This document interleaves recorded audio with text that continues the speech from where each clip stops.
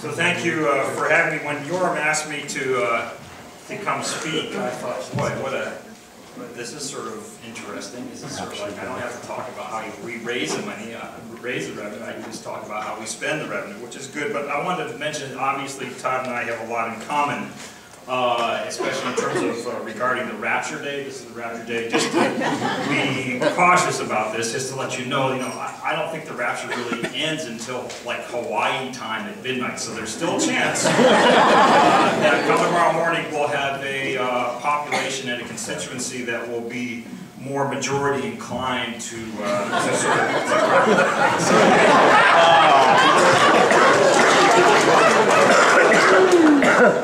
I want to sort of put this in the phrase, in sort of the context of quality of life. I actually think people, the great population sort of gets confused by climate change, but they do understand traffic jams, they understand clean air, they understand air pollution, and they understand the fact that we're in a recession. So this is, when I was asked to say, well, this is great, it's a candy store, how we spend this money. So I'm assuming we have about $2 billion a year, and so I'm just going to go through ways that spend this, and if you're good at math, you'll realize that all these things add up to much more than $2 billion a year. So the first thing is, as we know, the sales tax is the most regressive tax in our state by far. And if we were to reduce the sales tax by 2 cents for every dollar, it would cost about $2 billion. Bang, that eats up the entire carbon tax proceeds. If we were to say, okay, well, we're going to do it a little bit differently, we're just going to send a check of $500 per household to every single tax-paying household in the state, that would cost about $1.25 billion. And that is actually, you think about this, is that we need to think about two things. How we can actually increase consumption, because that is the driver for economic activity in the recession. The best way to increase consumption, frankly, is to increase the amount of money people have in their pockets to pay for things. That's why, for example, unemployment compensation is the best driver for economic activity, because people who are unemployed tend to spend their unemployment compensation for daily needs. But the other thing about reducing the sales tax is that you don't really see it.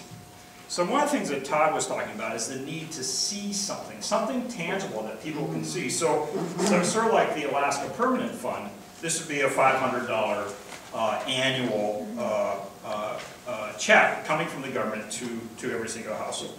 Now, what about business? So if you look at small business, on the first thing we did with Initiative 1098, you're all probably familiar with that. I was one of the authors of that. It didn't go very well, but we'll come back again. But anyway, one of the things that we did, which got completely lost in the discussion, was the idea of a B&O credit increase to $400. So what that means, essentially, is that would eliminate the B&O tax for roughly 4/5 of businesses in the state.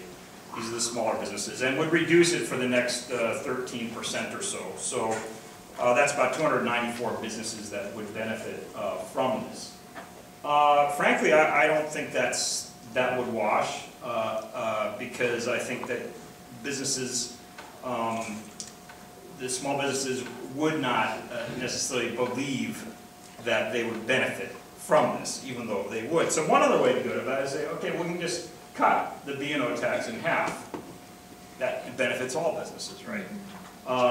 That's $1.4 billion. That's a lot of money to spend on that. But a third thing that I just thought about is we could do the same idea of a rebate every year going to businesses, a lump sum amount, no matter how big, or you can adjust it, but essentially so they have something tangible in hand that they can see that's coming from the carbon tax. So those are ideas of income. But now we have to go ideas of how we actually use a carbon tax to address our environment and address greenhouse gases. So sound transit financing is a good idea, and you probably all have read the news. Transportation is 50% of the problem, but now we're talking about not funding the extension of Sound Transit to Federal Way because of a drop in sales proceeds. That's going to cost, just funding the Redondo station would cost about $900 million. If we do it on an annual basis, about $190 million. Sound Transit, the prediction is that we're $3.9 billion shortfall over the next 12 years. It sounds like a lot of money. It's $325 million. And if we were just to say, geez, why are we taking so long? Sound Transit is incredibly, why are people so patient with the idea that it's going to take 10 years to do this stuff? But if we were to say, okay, let's just extend Sound Transit, begin that now, it would cost about $400 million a year. So, those are big numbers, but in the context of $2 billion a year, it shows that it actually is doable. And for the people, especially in the suburbs, it really addresses their quality of life. You want transit not just to be for poor people. You want it to be for middle-class people who will benefit from the ease of it and for not sitting in traffic jams. So that gets us back to the monorail. The monorail is inside the city of Seattle. So if you remember, the monorail was brought down with a $9 billion interest package on a $2 billion piece of capital, and also a lot of political maneuvering. But if you also know, the designs for the monorail are right there. The medallions are in the street for the green line. The financing cost has dropped, the capital construction cost has dropped, the land cost has dropped. So we could do this. We could spend about $130 million a year and build the green line. In fact, there were supposed to be 5 lines with the monorail. One was to get Ballardites, like myself, to this conference in the rain when we decided we didn't want a bicycle, right? And so that would be this again is an idea of a convenience, a middle-class convenience. It's not just for poor people, it's a middle-class convenience to get us out of our cars onto mass transit. So what would it look like, just to give you an idea of our hopes and dreams? In some ways, this is what it would look like, just to remind, everyone's seen this probably.